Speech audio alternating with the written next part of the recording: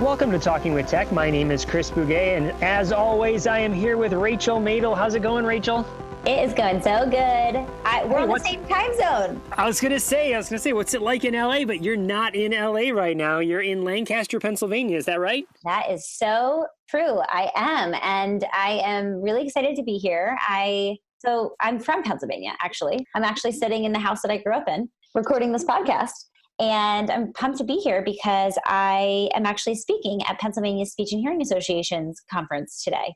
So I made the trip, and then I'm going to speak, and then I'm going to just spend some time with my family and my friends. How awesome is that? What's the topic? I bet you can guess. What do you think? Is it maybe AAC and autism? How'd you know? How'd you know, Chris? Yes, AAC and autism specifically, it's called Beyond Requesting. How can we get kids beyond just saying what they want and what they need? It's really, really important. And I'm really passionate about it. We've talked a lot about that on the podcast, but it's just so important. And I feel like, especially with children with autism, we get stuck because I think children with autism get stuck. And I think that, there's a variety of reasons why they get stuck. One of which is the social language impairment. A lot of times kids with autism are very isolated, and they prefer it that way, right? They like stimming and they like doing isolated activities. So I think that's part of it. But I also think that oftentimes clinicians just don't have a clear vision as to what kinds of language they can target. It's really easy to target requesting because it's like, oh, we'll do this during snack time. Oh, he really wants the iPad, or he really wants that, bus, or whatever it is that a child's really interested in. It's easy to get them to ask for it. And oftentimes that's where we start with communication, right? But we don't want to get stuck there. And I'm just a big fan of providing lots of ideas for clinicians and parents to get them out of thinking through the lens of just like requesting. Well, I love that you're going here and you're doing this during Autism Awareness Month, but there's a push, and I'm curious if you've heard about this, the push to change the name from Autism Awareness Month to Autism Acceptance Month.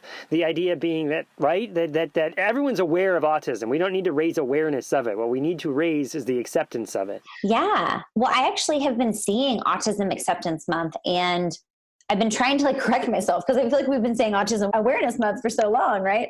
But yes, I completely agree. Everybody knows autism.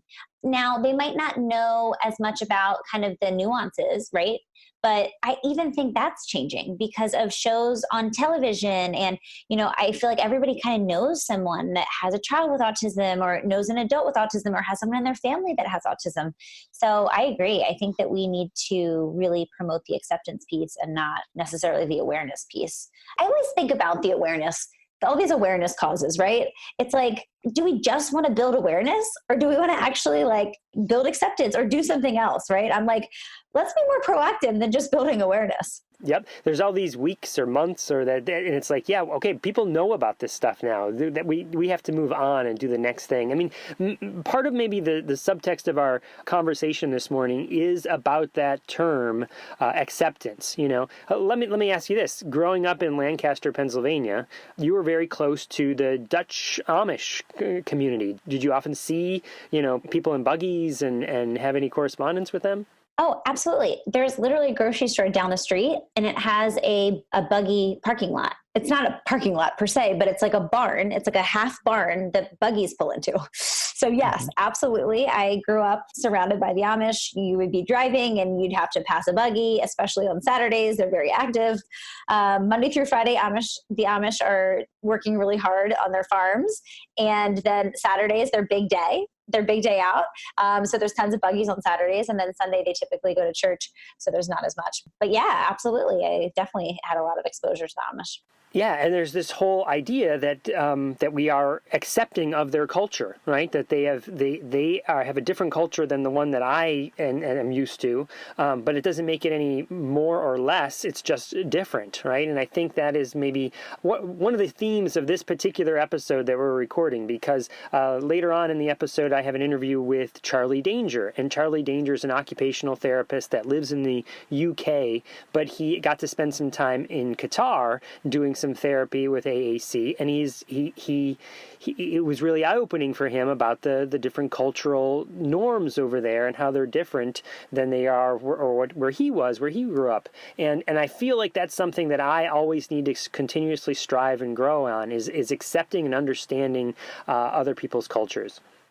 Yeah, absolutely. I think that the phrase that I've been seeing a lot this month for Autism Acceptance Month is different, not less. Right. And I think that's kind of the same thing goes when you're thinking, through the lens of other cultures, especially if, I grew up in a small town. People in my hometown, they don't even really venture outside of, the tri-state area, let alone go to, somewhere abroad. And so, we are in a lot of ways in this part of the country, very sheltered from other cultures. I grew up in a high school where it was like everybody looked like me, talked like me, was like me for the most part. And so I do think it's something that is something you can train yourself, right? I went to college and I'll never forget. It was like, I went to Temple University, which is in Philadelphia, and very diverse university. And I remember like the first week that I went there, I remember walking down, I forget what it was called, but like kind of the main thoroughfare through the campus. And I was just like, I feel like I was just like in shell shock almost. I was looking at all these, different races, and I was just like, oh my gosh, I don't know. I don't even know how to explain it other than I was like, wow, I was so intrigued. Like we had one family that was Jewish in my school that I know of. So I knew nothing about, Judaism and all the kind of culture that surrounds that. Right. I was like, what's a bat mitzvah? Right. And so it was a learning process for me. But I think the key is I was always open. I was always open to hearing differing perspectives and cognizant of my own shortcomings in a lot of ways, just not being exposed to that. And I think the best thing was just being really genuine and open with people. Like, I came from a small town. I don't really know, I don't know what a bat mitzvah is. And people are generally really accepting when you kind of approach it with curiosity. And so that was something that I started doing. And then, kind of thinking about like the trajectory of my life, then going and traveling abroad. And then I've been to all over the world. And now I'm just like really excited. Like I thrive on learning about other cultures. That's something that I really enjoy doing. And I'm really curious about how their people live. And so I think just going into situations where you're open, it's easy to like judge things that are foreign, right? Like, I don't know, that's not the way I do it. So like that must be wrong, or, I don't like that. And I think that especially when we're thinking through the lens of speech language pathology, we come in contact oftentimes with a lot of students from lots of different, cultural backgrounds. And we try to do a one size fits all approach. And it's just, that's not the way we need to look at it. Actually, Temple was really great where I went to grad school. I had a cultural diversity course, and we talked all about speech and language and how different cultures, they learn language actually in different ways, which I was like, what?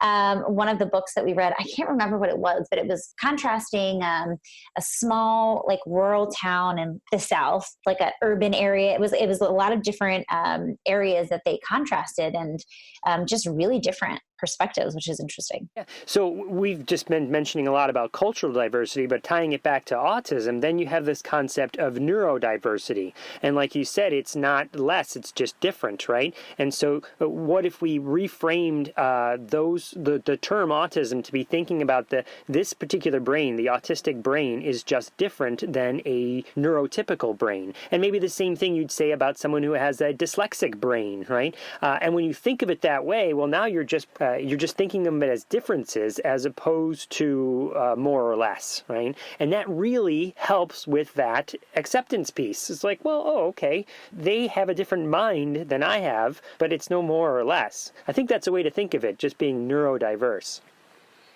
Absolutely. It's strengths-based focus, right? Let's not focus on the things that are, maybe unusual or challenging.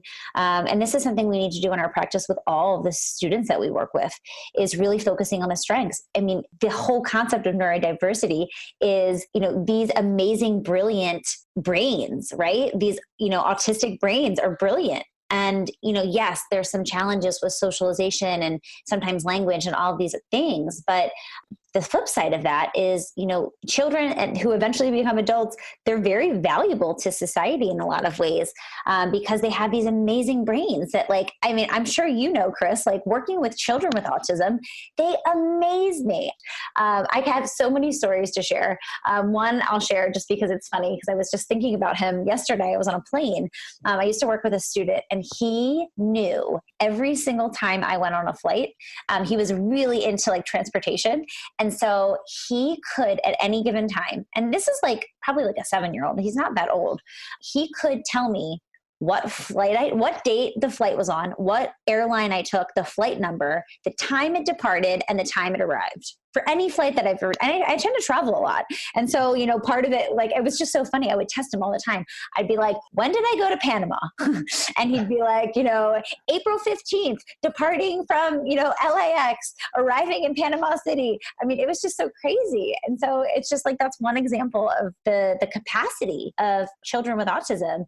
And so I think it's something to be celebrated. And that's why I'm really excited about this month, because it's a celebration, right? It's oftentimes, and especially I feel like parents get this. It's oh my gosh, you have a child with autism. I'm so sorry. And so I really think we need to start reframing that. And I do understand there's challenges when you have a child with autism. So I'm not trying to say that there isn't, but I think that like anything else, let's focus on the positive. And we can say that across everything, right? It's always better to try to shift your brain to go to the positive and really focus on the strengths. Well, you say challenges, and absolutely, right? I think some of those challenges come with the idea that our culture is not set up to be as accepting of people who have a neurodiverse background. So one way to attack those challenges is by raising the acceptance level of how we design our entire culture and how we think of and reframe things and the language we use. So I think there's multiple ways to attack those challenges, yeah. Speaking of acceptance and openness, I want to say something to our listeners, Rachel, and that is I want to apologize to everybody because, the reason I say openness is because I'm asking them to be open with us and be accepting of my mistakes.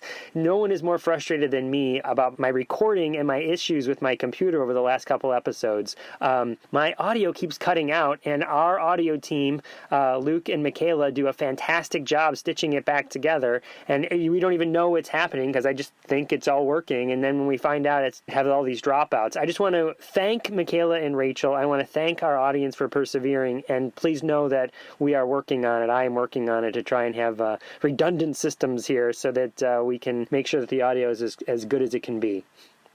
Absolutely. I understand. And that's the thing with technology, right? Sometimes it works and sometimes it's quirky. But yeah, I just feel so thankful and grateful to have such a wonderful team behind us, Chris. Obviously I love talking with you every week and geeking out on AAC.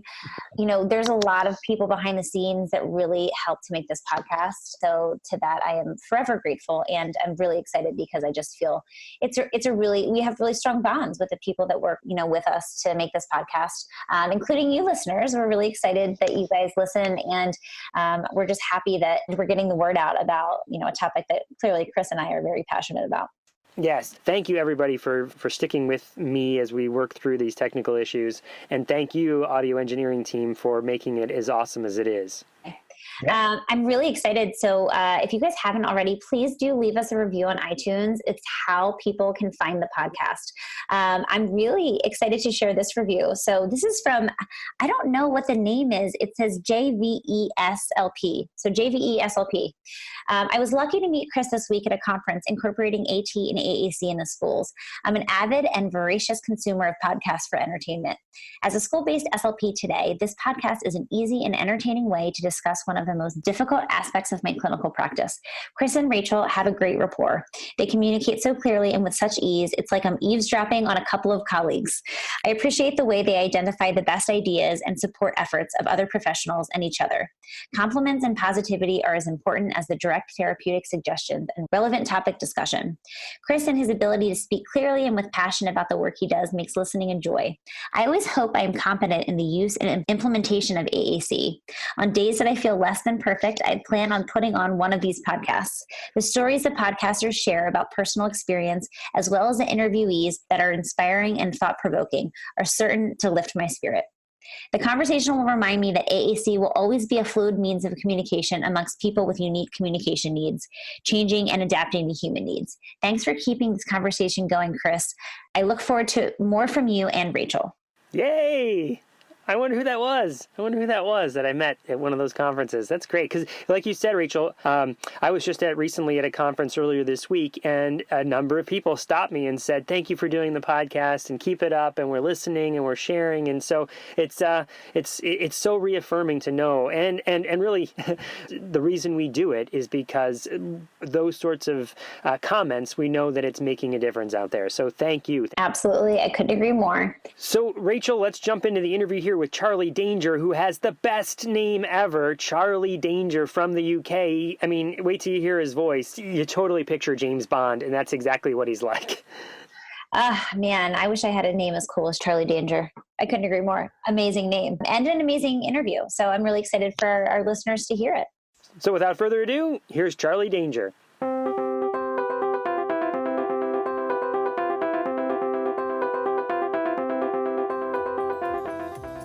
Do you have an idea for a product or book?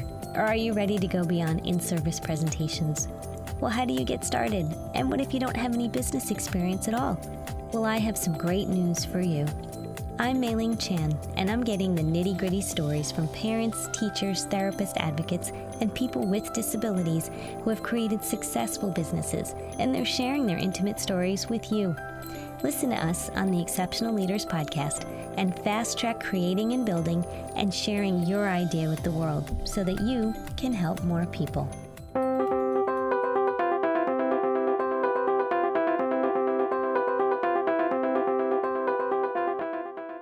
Welcome to Talking with Tech. Here I am. This is Chris Bouguet with Charlie Danger. How you doing, Charlie? Hi, Chris. Yeah, I'm doing fine. Thank you very much. So, Charlie, you and I got to meet each other down in Florida at ATIA. And is that where you live? Do you live in Florida? No, I live in Oxford in the United Kingdom. Oh, my goodness. All right. So tell us a little about who you are and what you do. Okay, so I'm a senior AAC consultant at the ACE Centre in just outside Oxford in the United Kingdom. Do you want to know a little bit about the ACE Centre? Yeah, please. Let us know what that is. Okay, so we're a national charity. We've got quite a broad remit in assistive technology and AAC. The ACE Centre in the south part is quite long established, and our patron was Stephen Hawking some years ago. We are national now. We've got another northern office, and although we do assistive technology assessments in schools with children, our main work at the moment is AAC assessments for all ages. So for adults with acquired disabilities like motor neuron disease, people who have had road traffic collisions. We also work with children with cerebral palsy, and basically the whole range of anybody who has difficulties with speech. Now, I'm an occupational therapist, so people assume my role is to excel at access, switches, eye gaze, getting things in the right position. But actually, we're really transdisciplinary, and there are a lot of speech and language therapists I work with who pretty much know as much about access as I do. So as a team, we always go out in groups, and we get a lot done here, yeah. Charlie, you mentioned assessment, but do you also help with the implementation process? Yes, so what we normally do is we support local teams. So most of our work for AAC is funded through the National Health Service, and we're we're two of 15 specialised hubs in the UK. And so if people have got a speech difficulty, they'll go and see their local speech and language therapy service. If they've got a very complex speech difficulty, so they also have a physical disability or something similar, then the local service will refer them over to us. So we see what's the top 10 complex cases.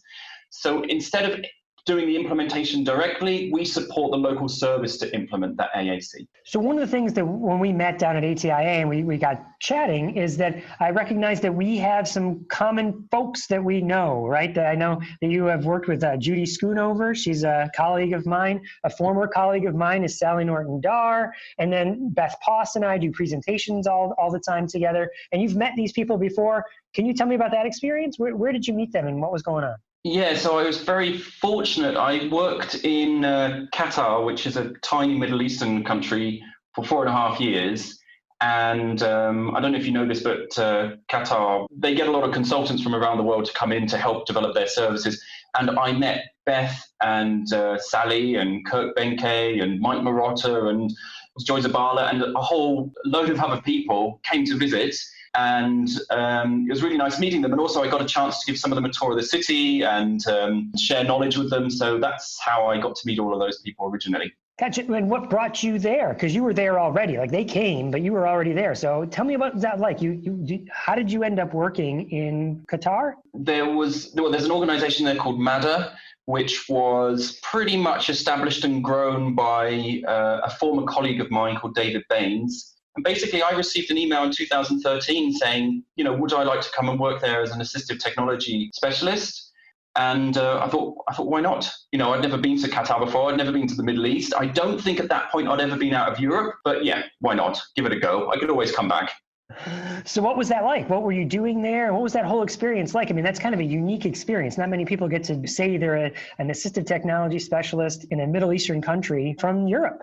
Well, first of all, it's a place that has amazing food. Like fantastic food. You wouldn't believe it. When they try and do Western food, it's not so good.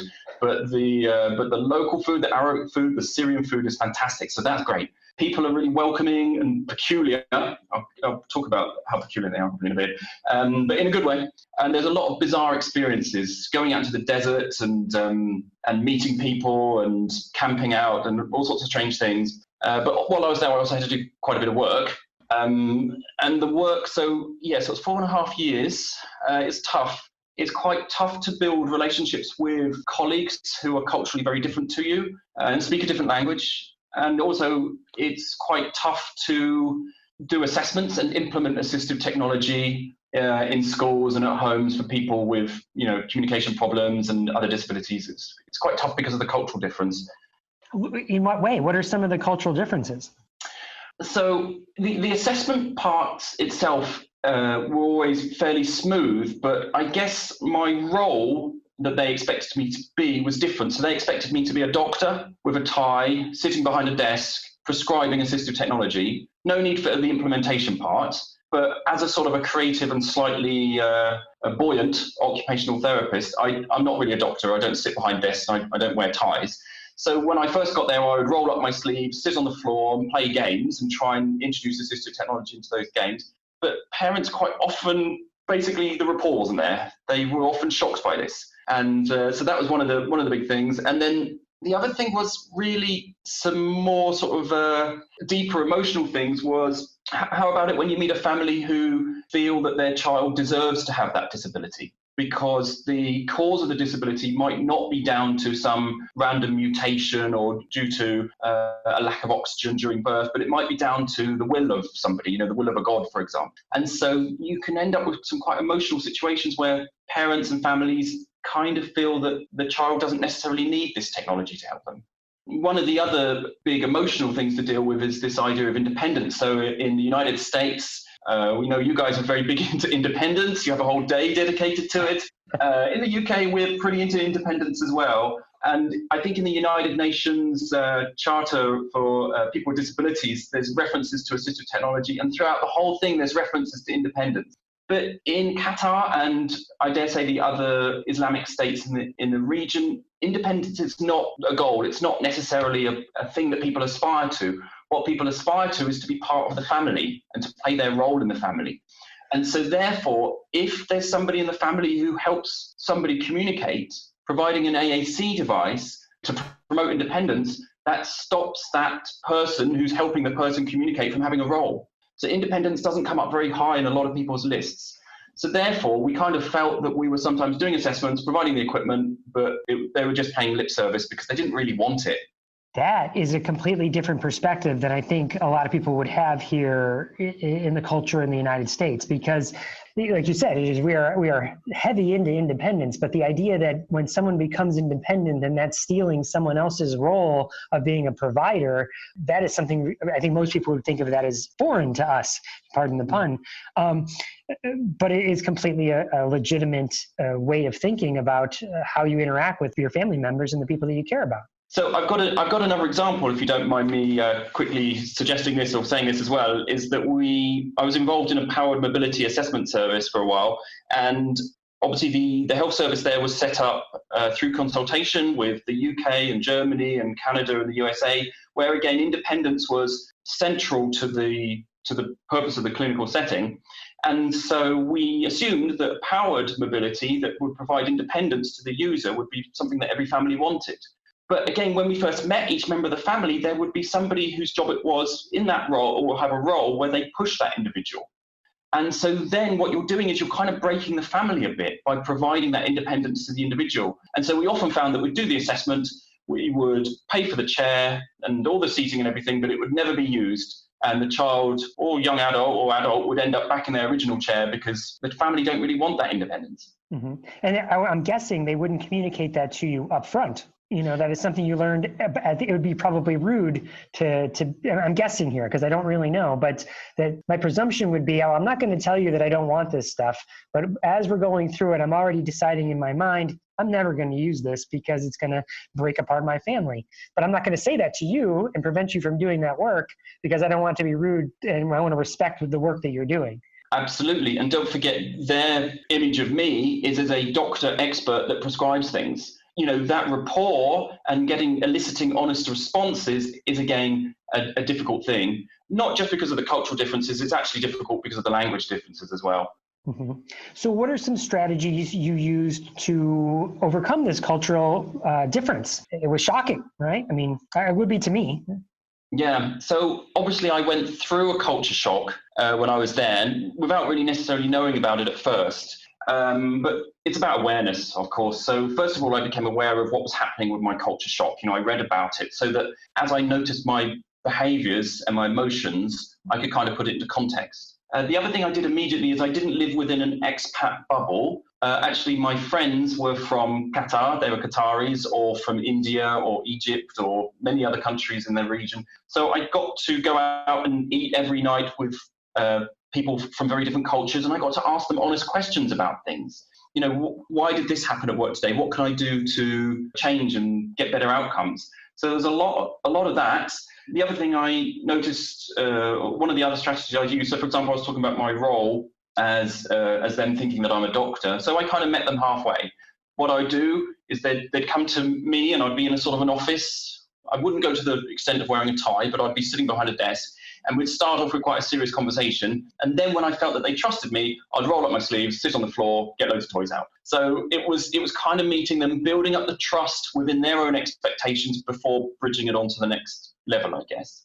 That makes a lot of sense, especially to me, that part about spending your time with people who are in the culture, because I could immediately see people cocooning themselves in a I'm just going to stay in my flat or my apartment. I'm not going to go out. I'm just going to FaceTime my friends back home. By immersing yourself in the culture, that's the best way to maybe learn it and learn about it.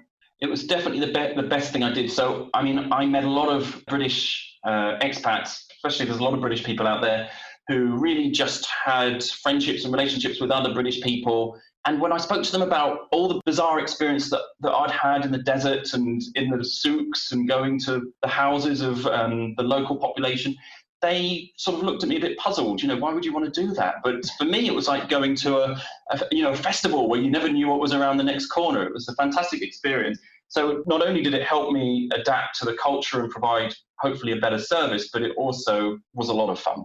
Yeah, I love what you just said there, how much fun it was, because you'll have those memories forever, right? I mean, how many, like I said, how many people actually get to have that kind of experience, and why shy away from it? Lean into it. Yeah, I just love that. Plus, like you said, it helped you do your job to be a more effective provider, because then what are you doing? What are you actually working towards if you're not actually trying to help the family? So let me ask, in a situation where someone thinks of a communication device as stealing someone else's role as a provider, how do you implement a communication device in a way that you're helping someone learn language and helping them better communicate, but also not having them feel like it's stealing someone's role? Yes, it's a good question. So one thing that worked well, which we discovered kind of towards the end, because it's quite a slow process, but the paper-based or low-tech solutions are good because that meant that the individual could kind of speak for themselves a lot more without somebody just speaking entirely on their behalf. But it needed somebody to translate from the paper-based sources. So you'd have a pod book or some other symbol-based chart. And they would be obviously selecting things, and then the person would translate. You know how that works. So that really helped because then what you weren't looking for is you weren't saying the word independence. You were saying, well, what is this child's role in the family? Their role now as your son or daughter or brother or sister, they're now able to fulfill that role while still relying on somebody else in the family. So kind of the paper-based stuff worked quite well. The high-tech stuff, when we talk about cultures and the way people behave, we're talking about stereotypes. So not everybody abandoned the high-tech AAC, but to be honest, we accepted the fact that most people did. There was not a lot of high-tech AAC use. I should say that was also affected strongly by the lack of Arabic high-tech AAC, which has improved a bit since then. But we had quite a lot of abandonment with the high-tech stuff. So having done this you were there 4 years, did you say? Yeah, 4.5 years, yeah. And have you worked in other places, or when that time was up, did you just go back to the UK? So I came back to the UK after that and started working here at ACE Centre. So let me ask you, you have such an amazing experience here and such a unique experience. What are some of the considerations you would bring back, you would share with others that you'd want other people to know about being more culturally informed? Like what would be some better practices that we could all learn from, that we could take away from that experience? Okay, so I get asked the question, how do I learn the different cultural norms? How do I know what's acceptable and what's not acceptable for different cultures? So this is the question I get asked a lot. So for example, we found that shared book reading, which is something that, I'm sure both of us are big fans of, there's evidence to say that shared book reading is very beneficial.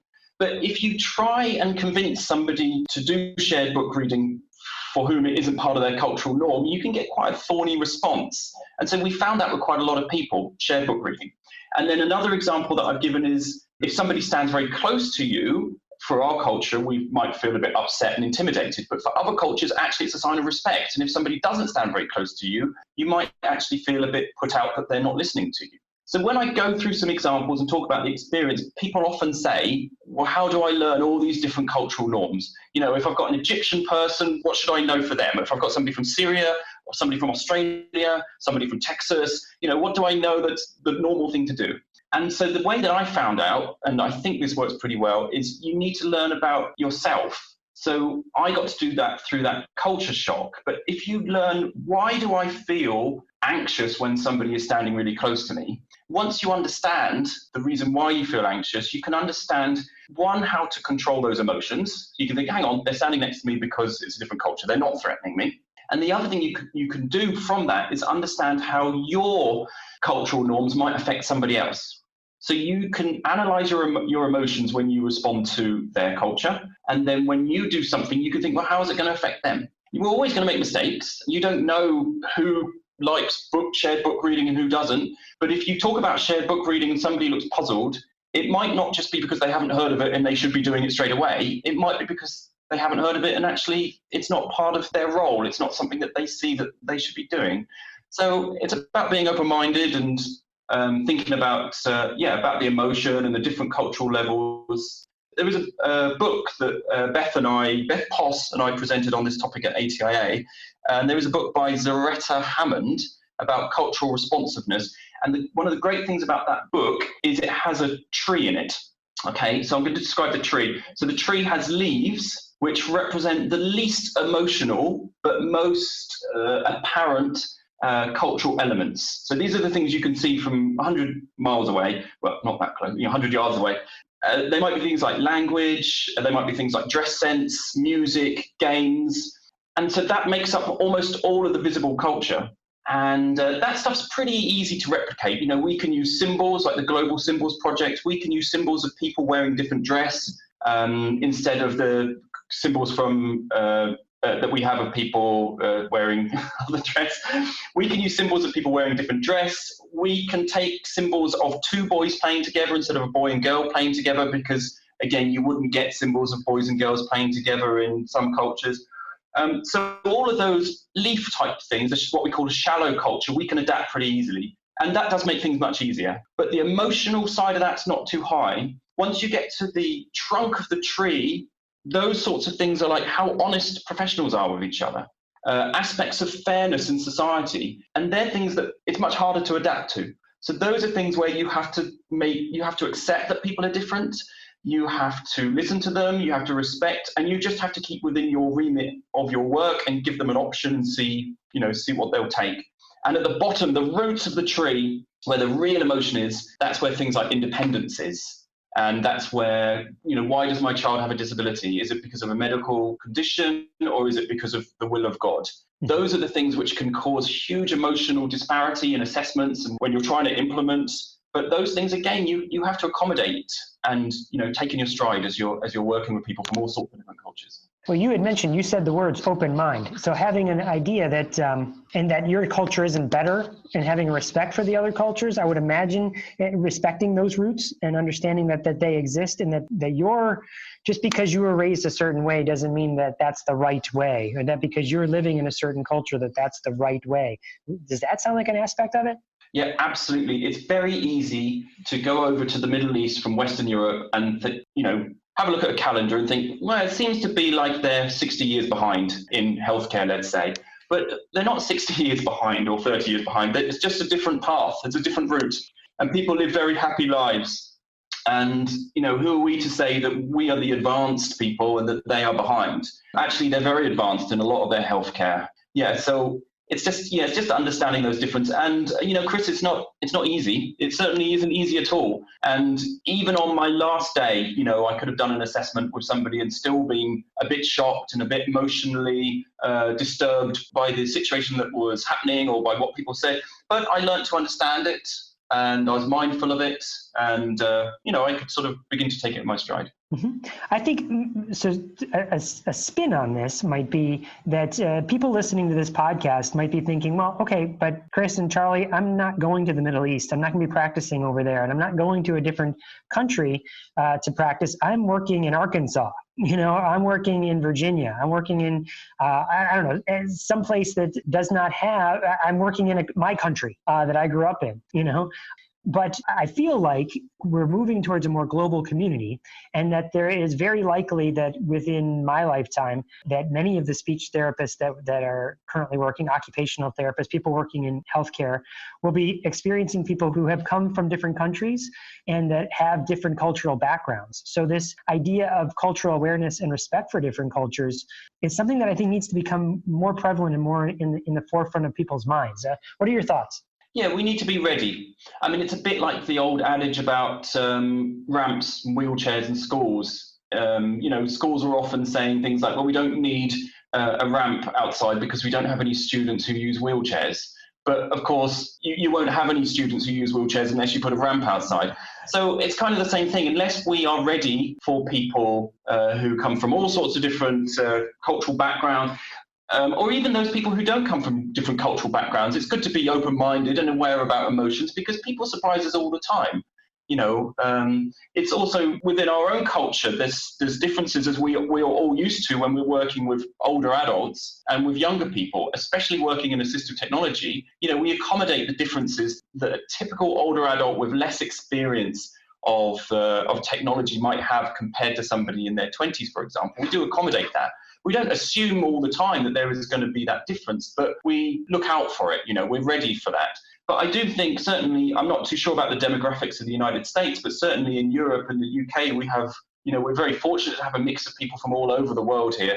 And so the next assessment you go to could be somebody who maybe has a very different cultural expectation to yourself and to what you're there to do. So, I'm always ready to sit behind a desk if it's required to, pretend I'm a doctor for 5 minutes before I get all occupational therapy again.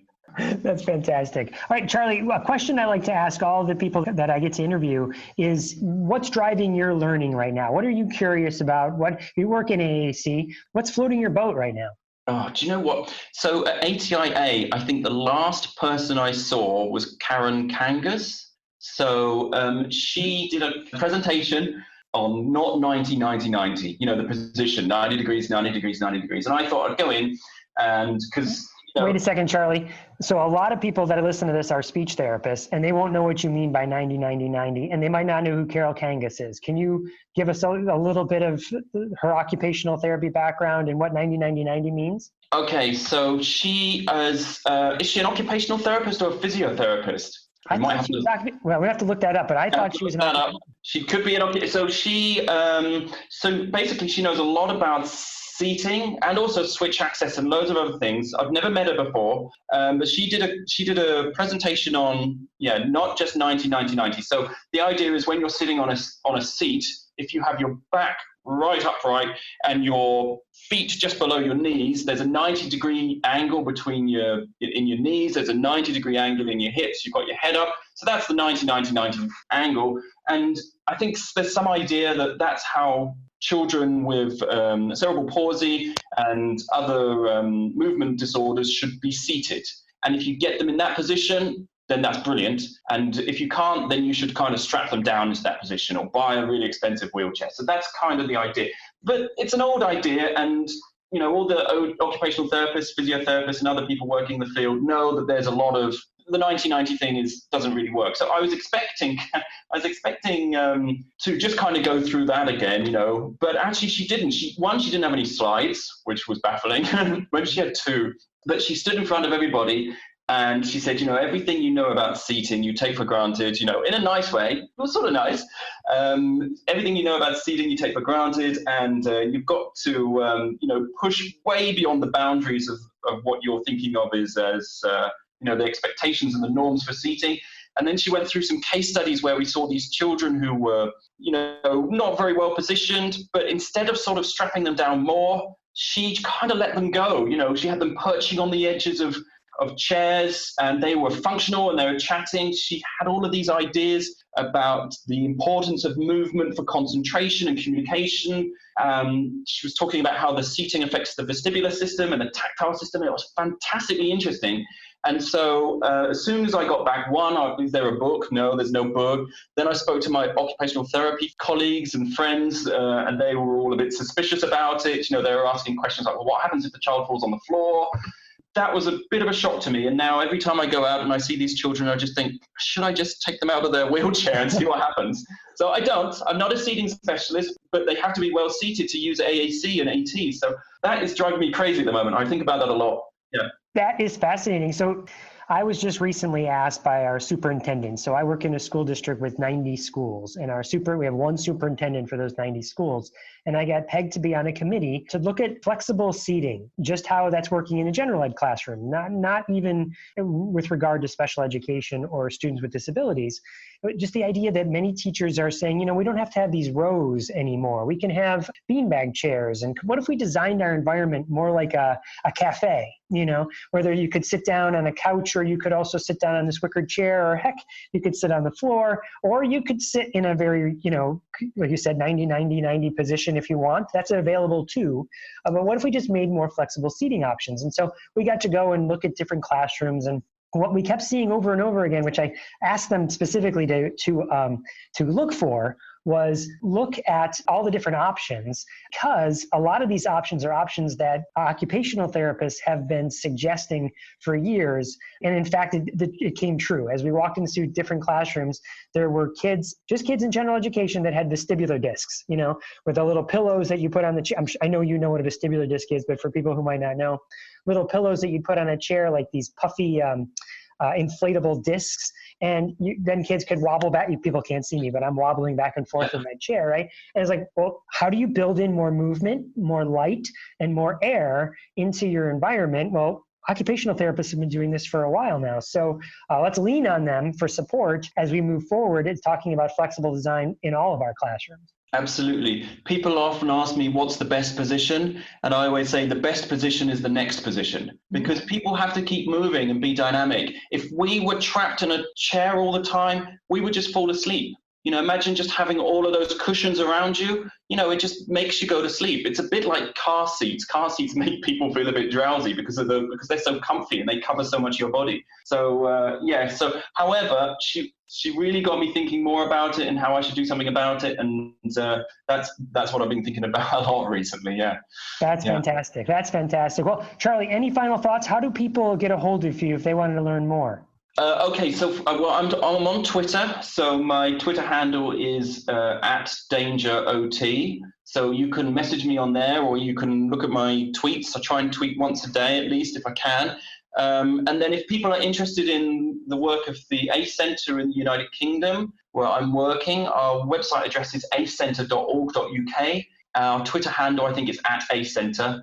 And for those of you in the UK who might be listening, we have a free phone number as well. If you just want to call up and chat and ask any questions about AAC or AT, we've got a very good reputation and a lot of great colleagues here who know a lot about those subjects who'd be willing to help you guys. So, yeah. Awesome. All right. And we'll have those links in our show notes. And so, Charlie, thank you so much for taking time out of your day to talk to us about cultural awareness and your experiences over in the Middle East, and to talk about seating and positioning. That's fantastic, too. So thank you so much. Thank you very much. Thanks for inviting me. I'm Chris Bouguet with Talking with Tech, and we'll talk to you next time.